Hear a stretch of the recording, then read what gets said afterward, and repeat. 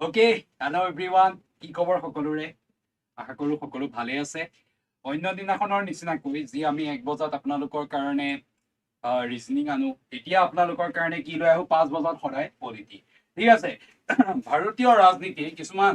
100% MCQ, ঠিক আছে। 100% আপোনালোকৰ কমন MCQ, PYQ, ঠিক আছে। এইসমূহ আপোনালোকৰ কাৰণে আনিছো। আৰু যোন আহিছে এবাৰ সেশনটো লাইক কৰি দিব লাগে, ঠিক আছে। সেশনটো লাইক কৰি দিব লাগে, লগতে এই সেশনটো শেয়াৰো কৰি দিব আপোনালোকে। তো গটিকে বেছি টাইম আপোনালোকৰ ওয়েস্ট নকৰো, তো গটিকে আমি স্টাৰ্ট কৰি দিম, ঠিক আছে। ওকে ওকে, যোন আহিছে এবাৰ লাইক কৰি দিব লাগে, সেশনটো লাইক কৰি দিব লাগে, লগতে শেয়াৰ কৰি দিব লাগে, ঠিক আছে। Okay okay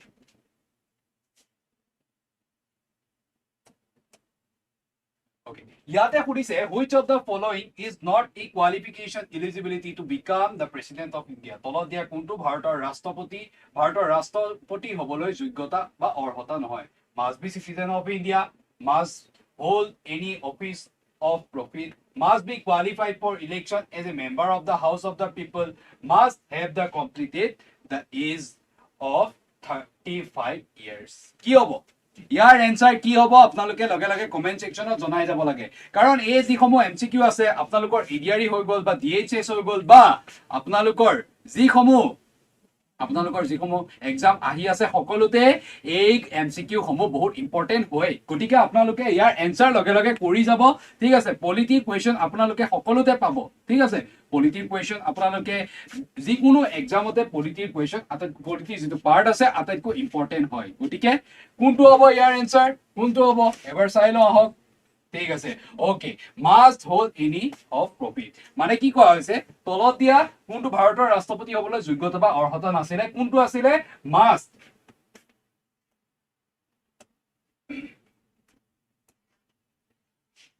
must hold any office of profit মানে এনেকুৱা কোনো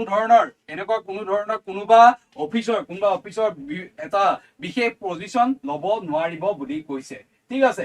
তেতিয়া হলে অপশন বি যেটো শুদ্ধ আনসাৰ হৈ গল। গতিকে আপোনালোকে এটা বস্তু চাব পাৰে যে কি কোৱালিফিকেশন হয়, কি কোৱালিফিকেশন লাগে আমাৰ এজন প্ৰেসিডেন্ট হবৰ কাৰণে, কি কোৱালিফিকেশন এসেনশিয়াল হয়। The candidate must B a citizen of India, ঠিক আছে। কি কৈছে তেখে ভাৰতবৰ্ষৰ অবভিয়াসলি ভাৰতবৰ্ষৰ কি হ'ব লাগিব, ভাৰতবৰ্ষৰ সিটিজেন হ'ব লাগিব, নাগৰিক হ'ব লাগিব। The must be at least 35 years of age. Okay. কি কলে 35 বছৰ ন্যূনতম মিনিমাম 35 years হ'ব লাগিব বুলি কৈছে। 35 বছৰ বয়স হ'ব লাগে বুলি কৈছে। এতিয়া আপোনালোকে এটা বস্তু কমেন্ট সেকশনত জনাওক যে প্ৰধানমন্ত্ৰী হ'বলৈ, দেশৰ প্ৰধানমন্ত্ৰী বা লোকসভাৰ সাংসদ হ'বৰ কাৰণে আমাক কিমান ন্যূনতম কিমান বছৰ হ'ব লাগিব বুলি কৈছে, ঠিক আছে। ভাৰতীয় সংবিধানত আমাৰ ভাৰতৰ প্ৰধানমন্ত্ৰী হ'বৰ কাৰণে কিমান ন্যূনতম বয়স হ'ব লাগিব বুলি কৈছে। ওকে, ঠিক আছে। তো the must be qualified for election as a member of the House of the People. Okay, ঠিক আছে। They must not hold of office of profit under the government of India or the government of any state or under any local and other authority subject to the control of any of the state governments. হৈ গল। এই গুটেই কেইটা গম পালো যে কি হ'ব আপোনালোকৰ candidate যিজন ক্যান্ডিডেট হ'ব তেখেত কি হ'ব লাগিব, তেখেত হ'ব লাগিব কি, তেখেত ইন্ডিয়াৰ সিটিজেন হ'ব লাগিব, 35 বছৰ বয়স হ'ব লাগিব, ঠিক আছে। তেখেতে লোকসভাৰ হাউস অফ দা পিপল মানে কি, লোকসভালৈ ইলেক্টেড হোৱা মেম্বাৰ হ'ব লাগিব বুলি কৈছে, ঠিক আছে। আৰু তেখেতে কোনো ধৰণৰ চৰকাৰী অফিস, সেন্ট্ৰেল গভৰ্নমেন্টৰ চৰকাৰী অফিস বা ৰাজ্যিক গভৰ্নমেন্টৰ চৰকাৰী অফিস বা তেনেকুৱা কোনো ধৰণৰ পজিশনত থাকিব নোৱাৰিব বুলি কৈছে, ঠিক আছে। কোনো লোকেল বা অথৰিটিজ তেনেকুৱা কোনো ধৰণৰ পজিশনত, বিশেষ পজিশনত থাকিব নোৱাৰিব বুলি কৈছে, ঠিক আছে। এই চাৰিটা হৈছে আমাৰ কি essential, most essential qualification for becoming a president. Okay, so next question of Bolot. Okay, if an Indian citizen is denied entry to a public place because of his caste, which of the following fundamental rights to denied to him? যদি কোনো ভাৰতীয় নাগৰিকক তেওঁৰ জাতিৰ বাবে ৰাজহুৱা স্থানত প্ৰৱেশ কৰিবলৈ অস্বীকাৰ কৰা হয় তেন্তে তেওঁ কোনটো নিম্নলিখিত মৌলিক অধিকাৰ কোনটো প্ৰতিবন্ধ কৰা হ'ব বুলি কৈছে ইয়াতে এতিয়া আপোনাৰ কোনটো ফান্ডামেন্টেল ৰাইট ইউজ হ'ব যদি এজন মানুহক তেখেতৰ জাতি বা ভাষা বা কি আছে জাতি ভাষা বৰ্ণ বৈষম্য বৰ্ণৰ দ্বাৰা তেওঁ কি কৰে তেওঁক যদি কিবা আমাৰ যিসমূহ ৰাজহুৱা স্থান আছে যেনেকে ৰাজহুৱা কোৱা হৈ গ'ল মন্দিৰ হৈ গ'ল বা দোকান হৈ গ'ল তেনেকুৱা ধৰণৰ ইনষ্টিটিউচন সমূহত যদি প্ৰৱেশ নিষেধ কৰে তেন্তে আমাৰ কোনটো আৰ্টিকলে তেওঁৰ এই অধিকাৰক সুৰক্ষা কৰিব বুলি কৈছে right to equality culture and educational rights against exploitation right to constitutional remedies কোনটো হ'ব কমেন্ট সেকশনত ইয়াৰ উত্তৰ আহি যাব লাগে পৰিচিতাই কৈছে সি হয় জানো সি ইয়াৰ এনসাৰ ভালকে পৰিচিতা মনত পেলোৱা যে ই কোনটো আৰ্টিকলত আছিলে কোনটো আৰ্টিকলৰ পৰা কোনটো আৰ্টিকলত আছিলে আৰু ই কোনটো ফান্ডামেন্টেল ৰাইটছৰ অধিকাৰৰ ভিতৰত পৰে ঠিক আছে ওকে কি হ'ব ইয়াৰ এনসাৰ কি হ'ব ইয়াৰ এনসাৰ হ'ব ৰাইট টু ইকুৱেলিটি যদি মনত পৰিছে ৰাইট টু ইকুৱেলিটি আৰ্টিকল 14 ৰ পৰা 18 ৰ ভিতৰত কি আছিলে ৰাইট টু ইকুৱেলিটি ঠিক আছে ৰাইট টু ইকুৱেলিটি সি নহয় এ হয় ঠিক আছে সি নহয় এ হয় কি কৈছে right to equality option A is the right answer আমাৰ article 14 ত কি কৈছে ensure equality before the law and equal protection of law within the territory of India okay বিধিৰ আগত সমতা বিধিৰ সমান সমতা এই বিষয় ক'ত কৈছে বিধিৰ আগত সমতা আৰু বিধিৰ সমান সমতা ক'ত কৈছে article 14 ত ইয়াৰ বিষয় কৈছে ঠিক আছে আকৌ আৰ্টিকল 15 ত কি কৈছে prohibits discrimination on grounds of religion race caste sex and place of birth ঠিক আছে আমাৰ কি হৈছে আমাৰ জাতি ভাষা বৰ্ণ কি কৈছিলে জাতি ধৰ্ম বৰ্ণ ভাষা নিৰ্বিশেষে বা আমাৰ জন্মৰ ঠাইৰ ওপৰত ভিত্তি কৰি কোনো ধৰণৰ বৈষম্য আমাৰ লগত কৰিব নোৱাৰিব বুলি ক'ত কোৱা হৈছে আৰ্টিকল 15 ত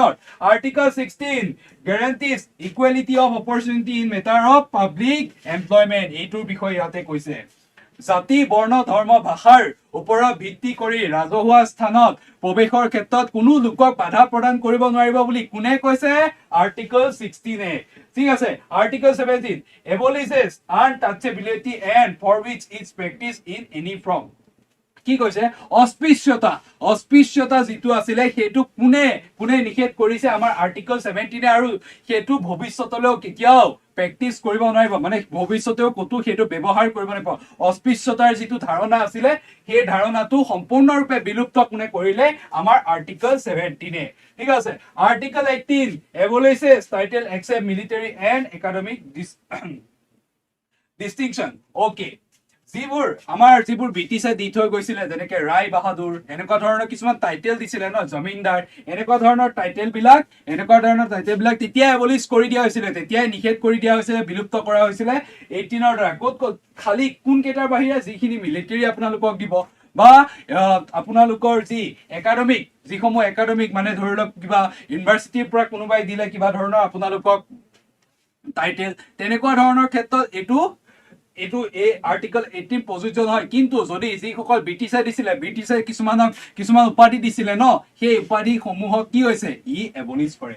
ওকে এবাৰ আমি কি কৰো এবাৰ এই গুটেটো আমি এবাৰ ৰিভিজন কৰি লওঁ ঠিক আছে কি কৈছে আৰ্টিকল 14 ত কি কৈছিলে বিধিৰ আগত সমতা আৰু বিধিৰ সমান সমতা ঠিক আছে বিধিৰ আগত সমতা আৰু বিধিৰ সমান সমতা আৰ্টিকল 15 ত কি কৈছিলে যে আমাক কেতিয়াও ধৰ্ম বৰ্ণ ভাষা বা কি লিংগ আদিৰ ওপৰত ভিত্তি কৰি কেতিয়াও বৈষম্য কৰিব নোৱাৰিব কোনো ক্ষেত্ৰতে বৈষম্য কৰিব নোৱাৰিব ওকে সেকেন্ডটো কি কৈছিলে আৰ্টিকল 16 একদম সিম্পল আৰ্টিকল 16 ত কি কৈছিলে আমাক যে কৈছিলে যে ধৰ্ম বৰ্ণ ভাষা বা আমাৰ কি আছে আমাৰ লিংগৰ ওপৰত ভিত্তি কৰি কোনো ৰাজহুৱা স্থানত প্ৰৱেশৰ ক্ষেত্ৰত বাধা আৰোপ কৰিব নোৱাৰিব বা ৰাজহুৱা বস্তু যিসমূহ আছে ৰাজহুৱা যিবোৰ সামগ্ৰী আছে সেইবোৰ ব্যৱহাৰৰ ক্ষেত্ৰত এই যিকেইটা আছিল ধৰ্ম বৰ্ণ ভাষা এইকেইটা নিৰ্বিশেষে সকলোকে সমান কি অধিকাৰ প্ৰদান কৰিব লাগিব বুলি ক'ত কৈছে আৰ্টিকল 16ত কৈছে ঠিক তেনেকে আৰ্টিকল 17 অস্পৃশ্যতা বিলুপ্ত কৰিছে অস্পৃশ্যতা কোনে বিলুপ্ত কৰিছে এই আৰ্টিকল 17 আৰ্টিকল 18 কি কৈছে যিসমূহ আমাৰ মানে ব্ৰিটিছে যিসমূহ টাইটেল দিছিল কাৰোবাক বহুতকে কিছুমান টাইটেল দিছিল উপাধি দিছিল সেইসমূহ কি কৰিছে এবলিশ কৰি দিছে সেইবোৰ বিলুপ্ত কৰি দিছে except কাৰ বাহিৰে এই মিলিটাৰী কি যিসমূহ টাইটেল আছে মিলিটাৰী যিসমূহ উপাধি আছে বা একাডেমিক যিসমূহ মানে তোমালোকৰ স্কুল কলেজ বা শিক্ষা অনুষ্ঠানৰ পৰা যিসমূহ তোমালোকক উপাধি প্ৰদান কৰা হয় সেইসমূহ বাদ থৈ বাকি যিসমূহ টাইটেল আছিলে কাৰণ সেই টাইটেল সমূহে মানুহৰ মাজত বিভেদৰ সৃষ্টি কৰে ঠিক আছে কাৰোবাক ধনী দেখায় কাৰোবাক কি দুখীয়া দেখায় এই বিভেদটো অতৰাবৰ কাৰণে এই আৰ্টিকল 18 আনা হৈছিল য'ত সকলোখিনি তোমালোকৰ টাইটেল অতৰাই দিয়া হৈছিল ওকে নেক্সট কোৱেশ্চনত যাও The National Population Register was created under the provision of Desh and Desh. ৰাষ্ট্ৰীয় জনসংখ্যা পঞ্জীয়ন দেশ আৰু দেশৰ বিধানৰ অধীনত সৃষ্টি কৰা হৈছিল কি হ'ব ইয়াৰ এনসাৰ কি হ'ব ইয়াৰ এনসাৰ এনসাৰ কি হ'ব এনসাৰ আহি গ'ল ঠিক আছে তথাপি কৰি লোৱা এবাৰ কি হ'ব The Citizenship Act 1995 The Citizenship Rules 2004 The Citizenship Act 1955 The Citizenship Rules 2003 কি হ'ব ইয়াৰ এনসাৰ কি হ'ব কমেন্ট সেকশনত ইয়াৰ এনসাৰ জনাব লাগে ঠিক আছে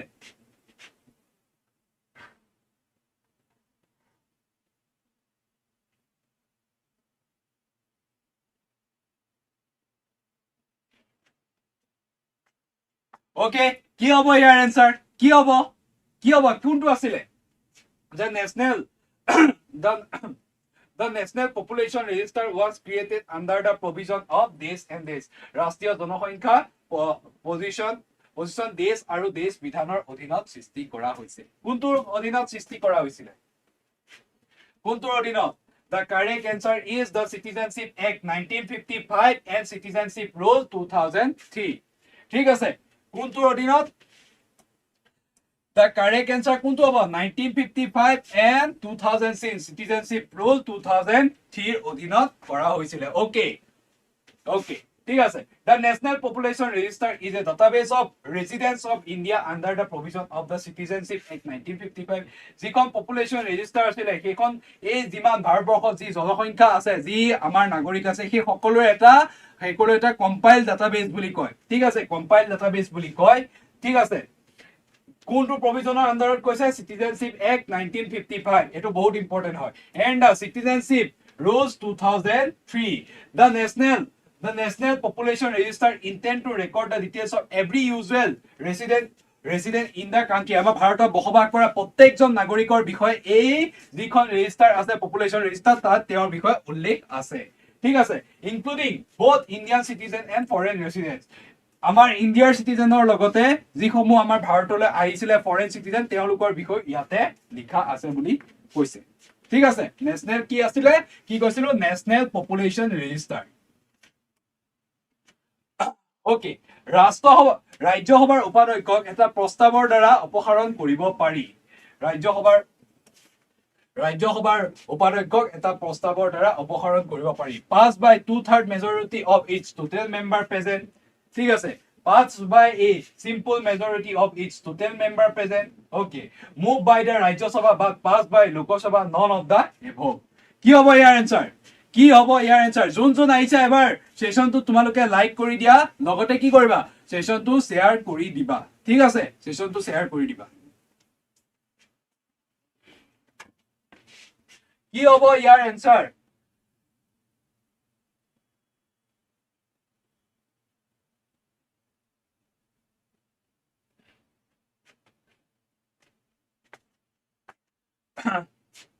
Okay.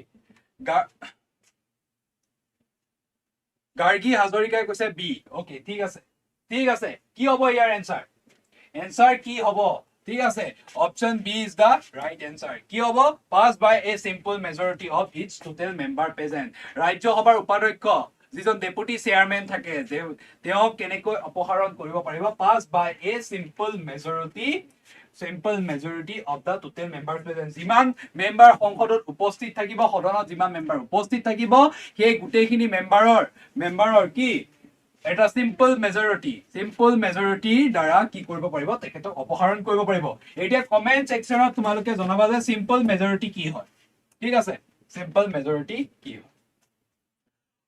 নেক্সট কোৱেশ্চন আহি গল সংসদৰ দুখন সদনৰ যুটীয়া বৈঠক অনুষ্ঠিত কৰা হয় সদনৰ দুখন যুটীয়া বৈঠক অনুষ্ঠিত কৰা হয় কেতিয়া যেতিয়া elect the president of India আমাৰ যি প্ৰেসিডেন্ট আছে ৰাষ্ট্ৰপতি নিৰ্বাচনৰ সময়ত ইলেক্ট দা ভাইস প্ৰেসিডেন্ট উপৰাষ্ট্ৰপতি নিৰ্বাচনৰ সময়ত adopt a constitution amending bill okay এখন যেতিয়া কি কৰা হয় এখন কনস্টিটিউশন সংবিধান সংশোধনী বিল এডপ্ট কৰা হয় বুলি কৈছে consider and pass a bill on which two houses disagree যেতিয়া কোনো এখন বিল যেতিয়া চৰকাৰে আনে সেই বিলখন পাস কৰাৰ ক্ষেত্ৰত দুইখন সদন কি হয় লোকসভা আৰু ৰাজ্যসভা কি হয় অমান্তি হয় কোনটোৰ ক্ষেত্ৰত যেতিয়া জয়েন্ট সিটিং আমাৰ যি ৰাষ্ট্ৰপতি আছে ৰাষ্ট্ৰপতিয়ে জয়েন্ট সিটিংৰ কাৰণে কয় কেতিয়া কয় অপচন এ হবনে বি হবনে সি হবনে ডি হব Okay, consider and pass bill on which two houses disagree. যেতিয়া আমাৰ option D is the right answer. যেতিয়া আমাৰ দুখন সদনে যেতিয়া এখন চৰকাৰে বিল আনে সেই বিলখন কি হয় বিলখনৰ কাৰণে disagree মানে অমান্তি হয় দুইখন সদনে অমান্তি হয় তেতিয়াই কি হয় তেতিয়া আমাৰ এই যুটীয়া বৈঠক অনুষ্ঠিত কৰা হয় দুইখন সদনৰে যুটীয়া বৈঠক অনুষ্ঠিত কৰা হয় বুলি কৈছে ঠিক আছে ওকে নেক্সট কোৱেশ্চনলৈ আগবাঢ়ো A money bill passed by the Lok Sabha was to pass returned by Rajya Sabha within লোকসভাৰ দ্বাৰা গৃহীত হোৱা এখন ধনৰ বিধেয়ক মানি বিল যিটো কৈছে মানি বিল ৰাজ্যসভাৰ দ্বাৰা গৃহীত বা প্ৰত্যাবৃত্ত হ'ব লাগিব কিমান দিনৰ ভিতৰত 14 days 21 days 1 month and 3 monthsৰ ভিতৰত কেতিয়া হ'ব লাগিব লোকসভাৰ দ্বাৰা গৃহীত হোৱা এখন ধনৰ বিধেয়ক ৰাজ্যসভাৰ দ্বাৰা গৃহীত বা প্ৰত্যাবৃত্ত হ'ব লাগিব কেতিয়া 14 daysৰ ভিতৰত 21 daysৰ ভিতৰত 1 monthৰ ভিতৰত ইয়া 3 monthsৰ ভিতৰত হ'ব লাগিব বুলি কৈছে কেতিয়া হ'ব লাগিব ওকে কমেন্ট সেকশনটো বহুত স্লো হৈ গৈছে কমেন্ট সেকশনৰ উত্তৰ আহিব লাগে কমেন্ট সেকশনত ইয়াৰ উত্তৰ আহিব লাগে ঠিক আছে কিমান পৰিচিতাই কৈছে 14 days obviously 14 daysৰ ভিতৰত কি হ'ব লাগিব 14 daysৰ ভিতৰত এই মানি বিল যিখন আছে ৰাজ্যসভাৰ দ্বাৰা গৃহীত বা প্ৰত্যাবৃত্ত মানে পুনৰ ঘূৰাই পঠাব লাগিব বুলি কৈছে আমাৰ সংবিধানৰ উল্লেখ আছে ওকে কি আছিলে চাও মানি বিলৰ বিষয়ে ওকে আৰ্টিকল 110 অনুচ্ছেদ 110 কোনটোৰ লগত ডিল কৰিছে আমাৰ এই মানি বিলৰ কথা কৈছে আৰ্টিকল 110 আৰু অনুচ্ছেদ 110 আমাক কি কৈছে এই মানি বিলৰ কথা কৈছে if any question arise whether a bill is a money bill or not the decision of the speaker of the Lok Sabha is final আমাৰ এই মানি বিলৰ ক্ষেত্ৰত কাৰ সিদ্ধান্ত মেইন সিদ্ধান্ত মুখ্য সিদ্ধান্ত হ'ব বুলি কৈছে আমাৰ যিজন লোকসভাৰ স্পিকাৰ আছে বৰ্তমান লোকসভাৰ স্পিকাৰ কোন কমেন্ট সেকশনত জনাব লাগে ঠিক আছে বৰ্তমান আমাৰ লোকসভাৰ স্পিকাৰ কোন হয় জনাব লাগে The decision of the Speaker of Lok Sabha in this regard cannot be questioned in any court of law or in the either House of Parliament to even the President. কি কৈছে এই speaker আমাৰ লোক সভাৰ যি speaker আছে এই স্পিকাৰে যি ডিসিশন ল'ব তাক কেতিয়াও আমি সুপ্ৰিম কোৰ্টত গৈ কোনো কোৰ্ট বা লৰ দ্বাৰা কি কৰিব নোৱাৰিম আমি তাক চ্যালেঞ্জ কৰিব নোৱাৰিম বুলি কৈছে আৰু কি কৈছে ইভেন প্ৰেসিডেন্টেও ইয়াৰ ওপৰত কোনো ধৰণৰ কোৱেশ্চন কৰিব নোৱাৰিব বুলি কৈছে ঠিক আছে ওকে তাৰপিছত when a money bill is transmitted to the Rajya Sabha for recommendation and presented to the president for assent the speaker endorse it as a money bill ঠিক আছে হৈ গৈছে ওকে তো গম পাই গলো 110 ইয়াৰ বিষয় আছে আৰু মানি বিল কি হৈছে মানি বিলৰ ওপৰত যি সিদ্ধান্ত লব লাষ্ট সিদ্ধান্ত যেটো আছে সেই আমাৰ ডেপুটি আমাৰ speaker okay speaker of the লোকসভাই আমাৰ স্পিকাৰ অফ দা লোকসভা অধ্যক্ষ লোকসভাৰ অধ্যক্ষই যি ডিসিশন লব হেতুকে ফাইনেল বুলি কৈছে আৰু ইয়াক কোনো ল কোৰ্ট বা লৰ দ্বাৰা কোনো আইনৰ দ্বাৰা ইয়াক কি কৰিব নোৱাৰি চ্যালেঞ্জ কৰিব নোৱাৰি ইভেন প্ৰেসিডেন্টেও ইয়াৰ ওপৰত কোৱেশ্চন কৰিব নোৱাৰিব বুলি কৈছে ঠিক আছে ওকে ৰাজ্যসভাত বিৰোধী দলৰ প্ৰথম নেতা কোন আছিল বুলি কৈছে who was the first leader of the opposition in the Rajya Sabha ঠিক আছে who was the first leader of the opposition of Rajya Sabha ৰাজ্যসভাত বিৰোধী দলৰ প্ৰথম তোমালোকৰ নেতা কোন আছিল বুলি কৈছে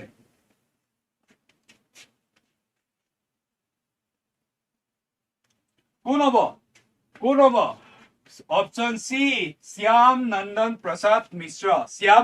প্ৰসাদ মিশ্ৰ কোন আছিলে ৰাজ্যসভাত প্ৰথম বিৰোধী দলৰ প্ৰথম নেতা আছিল বুলি কৈছে ওকে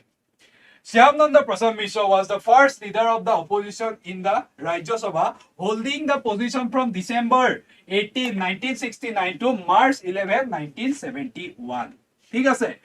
কেতিয়াৰ পৰা কেতিয়ালৈ কৈছিল বুলি কৈছে কেতিয়াৰ পৰা কেতিয়ালৈ কৈছিল পজিশন ডিসেম্বৰ 18 1969 টু মাৰ্চ 11 1971 লৈকে কৈছিল বুলি কৈছে ঠিক আছে ওকে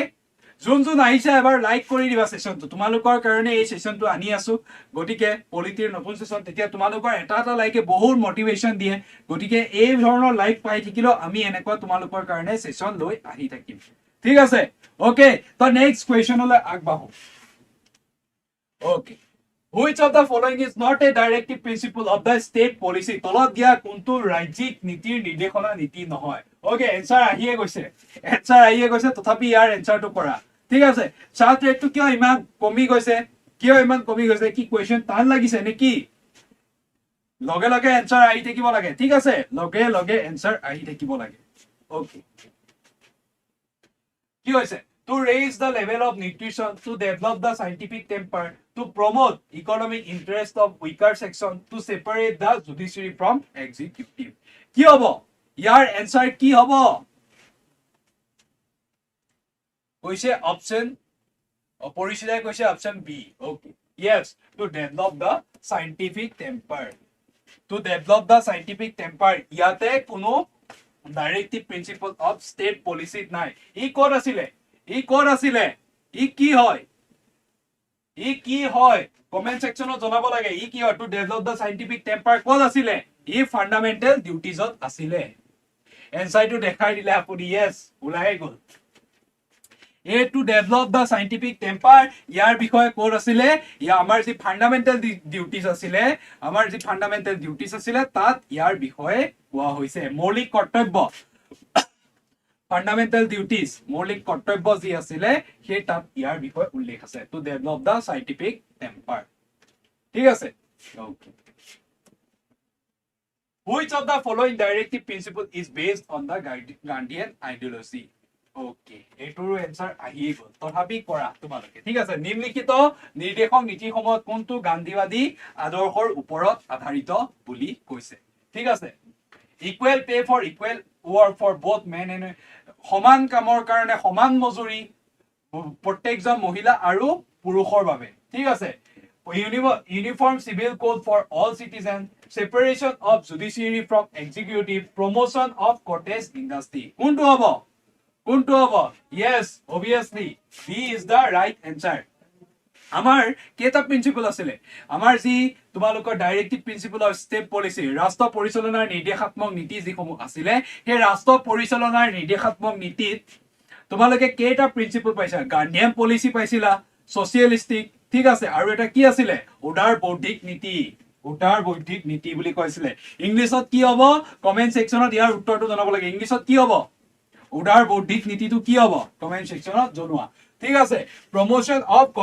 cottage industry ঠিক আছে the directive principle based on the Gandhian ideology is promotion of cottage industry ঠিক আছে আমাৰ যি কপাহী সূতাৰ যেটো উদ্যোগ আছিলে হেতুৱে কি আছে হেতু হৈছে আমাৰ এই গান্ধীয়ান পলিসিত পৰে বুলি কৈছে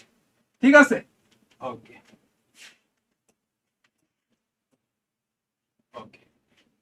which one of the following statement is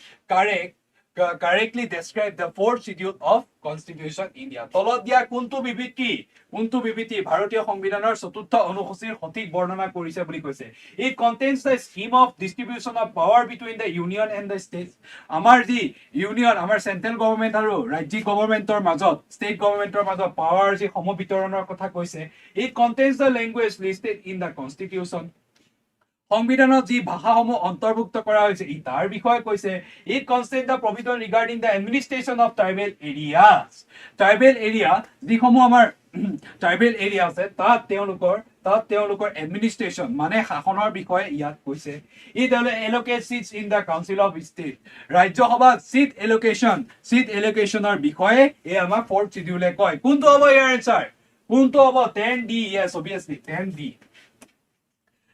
It allocates seats in the Council of State. Council of States বুলি ক'লে কি বুজিম? ৰাজ্যসভা. চমুকে কি বুলি বুজে? ৰাজ্যসভা. Okay. আমাৰ 7th schedule কি আছিলে? This schedule outlines the division of power between the central government and the state governments through list, union list, state list and concurrent list. ঠিক আছে, তিনিখন লিষ্ট দিছিলে. ঠিক আছে, তিনিখন লিষ্টত কিছুমান তোমালোকক ক্ষমতা দিয়া হৈছে, কিছুমান কেন্দ্ৰক ক্ষমতা দিয়া হৈছে আৰু কিছুমান ৰাজ্যক ক্ষমতা দিয়া হৈছে. ঠিক আছে, কিছুমান কেন্দ্ৰক দিয়া হৈছে আৰু কিছুমান কি হৈছে? ৰাজ্যক ক্ষমতা দিয়া হৈছে. এই যিসমূহ ইউনিয়ন লিষ্ট আছে এই ইউনিয়ন লিষ্টত যিসমূহ সন্নিৱিষ্ট কৰা হৈছে, যিসমূহ ক্ষমতা সন্নিৱিষ্ট কৰা হৈছে সেইবোৰৰ ওপৰত আইন কোনে প্ৰণয়ন কৰিব? অকল চেন্ট্ৰেল গভৰ্ণমেণ্টে প্ৰণয়ন কৰিব পাৰিব. ষ্টেট লিষ্টৰ ক্ষেত্ৰত যিসমূহ আছে, ষ্টেট লিষ্টত যিসমূহ অন্তৰ্ভুক্ত হৈ আছে তাত কোনে কৰিব পাৰিব? তাত অকল ষ্টেট গভৰ্ণমেণ্টে তাৰ ওপৰত আইন প্ৰণয়ন কৰিব পাৰিব. কনকাৰেণ্ট লিষ্টত যিসমূহ বিষয়ৰ বিষয়ে উল্লেখ আছে, সাবজেক্টৰ বিষয়ে উল্লেখ আছে, সেই সাবজেক্টৰ ওপৰত আইন চেন্ট্ৰেল আৰু তোমালোকৰ ষ্টেট গভৰ্ণমেণ্ট দুইখনে কি কৰিব পাৰিব? দুইখনে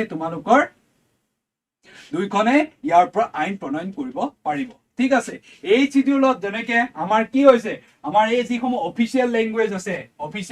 সেই অফিচিয়েল লেংগুৱেজসমূহ ৰিকগনাইজ কৰা হৈছে. ক'ত? এই শিডিউলত ৰিকগনাইজ কৰা হৈছে. এতিয়া তোমালোকে কমেন্ট সেকশনত জনোৱা যে আমাৰ কিমানটা অফিচিয়েল লেংগুৱেজ আছে বৰ্তমান. ঠিক আছে, 5th শিডিউলে কি কৈছে? Deals with the administration control of scheduled areas and scheduled tribes area. Okay, কি ক'লে? আমাৰ যিসমূহ শিডিউল এৰিয়াজ আছে, ঠিক আছে, শিডিউল এৰিয়াজ আছে বা শিডিউল ট্ৰাইব এৰিয়াজ আছে, সেইসমূহৰ শাসন পদ্ধতি আৰু ক্ষমতাৰ ওপৰত কথা কৈছে. ঠিক আছে, ঠিক তেনেকে 6th শিডিউলত কি কৈছে? Covered provision regarding the administration of tribal area in specific states like Assam, Meghalaya and Mizoram. এইটো কেনেকে মনত ৰাখিম? AMTM. ঠিক আছে, অসম, মেঘালয়, ত্ৰিপুৰা এণ্ড মিজোৰাম. ইয়াতে কি হৈছে? ইয়াতে যিসমূহ ট্ৰাইবেল এৰিয়া দিয়া আছে, সেই ট্ৰাইবেল এৰিয়াসমূহৰ ওপৰত লোকেল যি এডমিনিষ্ট্ৰেশ্যন আছে, সেই লোকেল এডমিনিষ্ট্ৰেশ্যন বা পৰিচালনা বা লোকেলসকলৰ যি পৰিচালনা বা ক্ষমতাৰ বিষয়ে ক'ত কোৱা হৈছে? আমাৰ এই 6th শিডিউলত কোৱা হৈছে. আৰু চাৰিখন কি দিয়া আছে? 4খন ষ্টেটত ইয়াৰ এই 6th শিডিউলটো আছে বুলি কৈছে. এই 4খন ষ্টেট এই 6th শিডিউলৰ অন্তৰ্ভুক্ত: আসাম, মেঘালয়, ত্ৰিপুৰা এণ্ড মিজোৰাম. ঠিক আছে, অসমত 6th শিডিউলৰ আণ্ডাৰত কিমানখন অট'নমাছ কাউন্সিল আছে? অসমত 6th শিডিউলৰ আণ্ডাৰত কিমানখন অট'নমাছ কাউন্সিল আছে? তোমালোকে কমেন্ট সেকশনত লিখা কিমানখন অট'নমাছ কাউন্সিল আছে, কিমানখন তোমালোকৰ অট'নমাছ কাউন্সিল এই 6th শিডিউলৰ আণ্ডাৰত আছে? 3খন আছে. এখনৰ নাম মই কৈ দিছো, সেইখন হৈছে Bodoland BTC, Bodoland territorial council, যি অলপতে নিৰ্বাচন হৈ গৈছে আৰু তাতে বড়োলেণ্ড পিপল ফ্ৰম BPF হাংগ্ৰামা মহিলাৰ যি মুখ্য তাৰ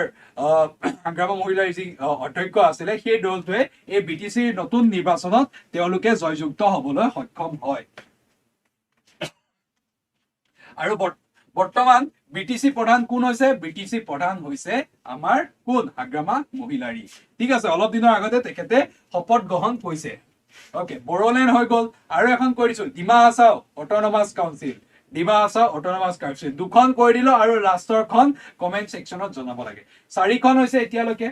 ঠিক আছে, 3খন হৈ আছে, বড়োলেণ্ড, ডিমা হাছাও আৰু এখনৰ বিষয় তোমালোকে কমেন্ট সেকশনত জনাই দিব লাগে. ঠিক আছে. Okay. আৰু ফৰ্থ শিডিউলতে এই বিষয় কৈছে ফৰ্থ শিডিউলত কি কৈছে আমাৰ এই যি ৰাজ্যসমূহৰ জনসাধাৰণৰ ওপৰত ভিত্তি কৰি যি সিট এলোকেট কৰা হৈছে তাৰ বিষয়ে আমাৰ ক'ত এই ফৰ্থ শিডিউলত কোৱা হৈছে allocate seats in the council of state Rajya Sabha based on the population of each state তোমাৰ জনসংখ্যাৰ ওপৰত ভিত্তি কৰি প্ৰত্যেকখন ৰাজ্যক এটা সম বিতৰণ কৰা হৈছে মানে আসনৰ সম বিতৰণ কৰা হৈছে ক'ত ৰাজ্যসভা ঠিক আছে আমি এবাৰ আকৌ শিডিউল কেটা একদম মনত থাকি যাব লাগিব দেই 6 শিডিউলত 7 শিডিউলত কি আছে এই concurrent lists division powers between central government and state government মানে ৰাজ্য চৰকাৰ আৰু কি আছে ৰাজ্য চৰকাৰ আৰু আমাৰ যি কেন্দ্ৰীয় চৰকাৰ আছে তাত সমতাৰ সম বিতৰণৰ বিষয় উল্লেখ ক'ত আছে বুলি কৈছে ক'ত আছে এই 7 শিডিউলত আছে আৰু 8 শিডিউলত কি আছে অফিচিয়েল ল্যাঙ্গুৱেজৰ বিষয় আছে 5 শিডিউলত কি আছে 5th শিডিউলত এই শিডিউল এৰিয়াছ আৰু শিডিউল টাইপস যিসমূহ এৰিয়া আছে সেই সমূহৰ কন্ট্ৰোল আৰু এডমিনিষ্ট্ৰেচনৰ বিষয় উল্লেখ আছে ঠিক তেনেকে যি 6th শিডিউলত অসম মেঘালয় ত্ৰিপুৰা এণ্ড মিজোৰামৰ যি ট্ৰাইবেল এৰিয়া আছে তাৰ কন্ট্ৰোল আৰু এডমিনিষ্ট্ৰেচনৰ বিষয় কৈছে আৰু 4th শিডিউলত কি কৈছে allocate seats in the council of state Rajya Sabha based on the population of its other ৰাজ্যসভাৰ সিট এলোকেশনৰ বিষয় ইয়াত কৈছে ঠিক আছে ওকে তো নেক্সট কোৱেশ্চনলৈ আগবাঢ়ো In the Constitution of India, promotion of international peace and security mentioned in the কৈছে ভাৰতৰ সংবিধানত ৰাষ্ট্ৰীয় আন্তঃৰাষ্ট্ৰীয় শান্তি আৰু নিৰাপত্তা প্ৰচাৰৰ কথা উল্লেখ কৰা হৈছে প্ৰিএম্বল ভাৰতৰ যি কনষ্টিটিউচনৰ প্ৰিএম্বল আছিলে ঠিক আছে তাত ইয়াৰ বিষয়ে উল্লেখ আছে directive principle of state policy ৰাষ্ট্ৰ পৰিচালনাৰ নিৰ্দেশাত্মক নীতি দিয়াৰ বিষয়ে উল্লেখ আছে ফাণ্ডামেণ্টেল ডিউটিজ মৌলিক কৰ্তব্য আৰু 9 শিডিউলত আছে কোনটোত আছে ইয়াৰ এনসাৰ লগে লগে কমেন্ট সেকশনত আহি যাব লাগে ঠিক আছে লগে লগে ইয়াৰ এনসাৰ কমেন্ট সেকশনত আহি যাব লাগে কি হ'ব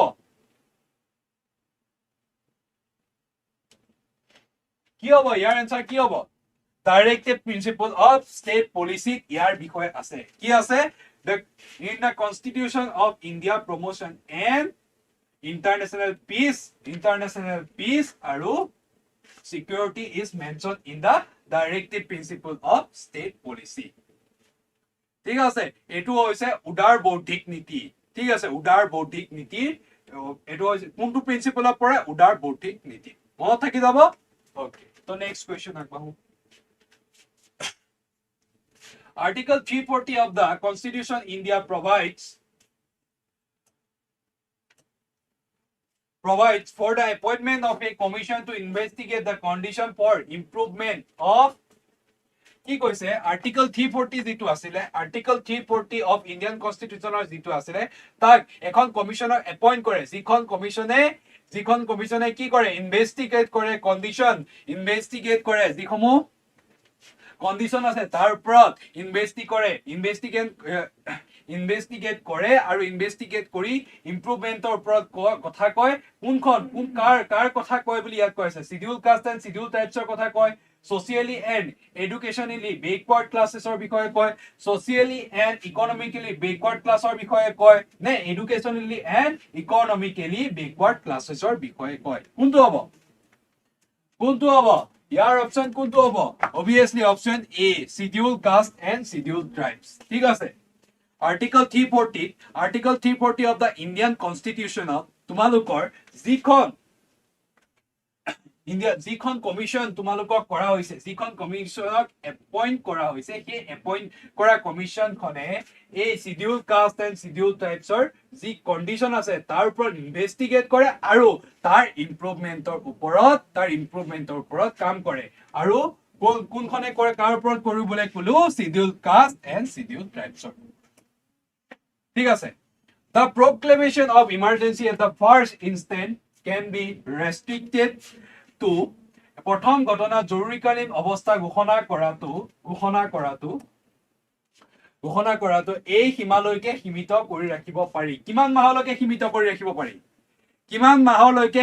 কৰি ৰাখিব পাৰি বুলি কৈছে ঠিক আছে কিমান মাহলৈকে 3 months উলাই গ'ল এনসাৰ 3 months লৈকে কি সীমিত কৰি ৰাখিব পাৰি The proclamation of emergency at the first instance প্ৰথমবাৰ দি ইমাৰ্জেন্সি জৰুৰীকালীন অৱস্থা ঘোষণা কৰে তাক কেতিয়ালৈকে ৰাখি থব পাৰি 3 মাহ সময়লৈকে ৰাখি থব পাৰে বুলি কৈছে ঠিক আছে ওকে তো নেক্সট কোৱেশ্চনত যাও A resolution ratifying the proclamation of national emergency requires to be passed by Parliament, by each of House of Parliament, by both of the House of Parliament in a joint sitting, by each House of the Parliament in separate sitting with majority of total membership of House and by majority of not less than 2/3 of the members present while voting. কি হবো?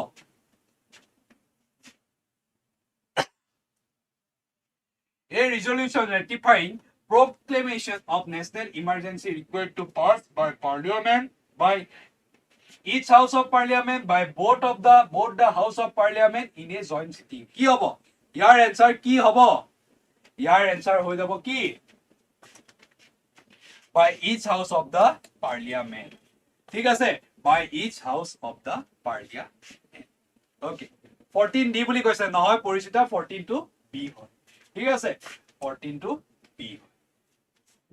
কি কৈছিলে এখন যেতিয়া ৰিজলিউশন এখন কি কৰা হয় প্ৰক্লেমেশন কৰা হয় নেশনাল ইমাৰ্জেন্সিৰ কাৰণে এই নেশনাল ইমাৰ্জেন্সি যেতিয়া প্ৰয়োজন হয় তেতিয়া এই তোমালোকে যিখন ৰেজলিউশন কৰা হয় সেই ৰেজলিউশনখন কিহৰ দ্বাৰা কেনেকে পাস কৰাব পাৰি বাই ইচ হাউস অফ পাৰ্লিয়ামেন্ট ঠিক আছে দুইখন সদনৰ দ্বাৰা ঠিক আছে ওকে তো আজিলৈ তোমালোকৰ ইমানখিনি আছিল কাইলৈ তোমালোকক পুনৰ লগ পাম কাইলৈৰ পৰা 1 বজাতো তোমালোকৰ ৰিজনিং আহিব আৰু 5 বজাতো ৰিজনিং আহিব ঠিক আছে দুইবাৰ আমি ধুনিয়াকে ৰিজনিং কৰিম কাইলৈ তোমালোকৰ কাৰণে ব্লাড ৰিলেচনৰ কোৱেশ্চন মই লৈ আহি আছো আৰু তাত আমি ব্লাড ৰিলেচনটো দুটা ক্লাছৰ ভিতৰ আমি ধুনিয়াকৈ কি কৰিম খতম কৰি দিম ঠিক আছে তো আজিলৈ ইমানখিনি আছিল কাইলৈ তোমালোকক পুনৰ লগ পাম আৰু এটা নতুন সেশন ঠিক আছে থ্যাংক ইউ বাই বাই